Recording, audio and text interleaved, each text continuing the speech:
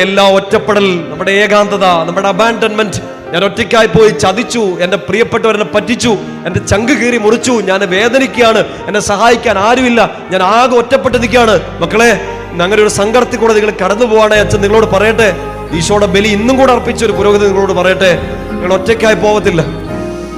ഈശോയ്ക്ക് നിങ്ങൾ പ്രാധാന്യം കൊടുക്കും, പരിശുദ്ധ കുർബാനയ്ക്ക് നിങ്ങൾ പ്രാധാന്യം കൊടുക്കും. You will never be alone. നിങ്ങൾ ഒറ്റയ്ക്കായി പോകത്തില്ല, നിങ്ങൾ ഒറ്റയ്ക്കായി പോകത്തില്ല.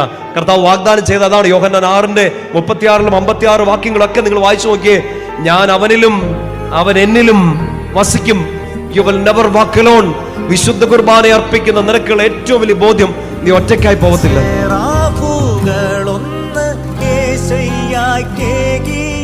സ്വർഗീയ തീക്കനലല്ലോ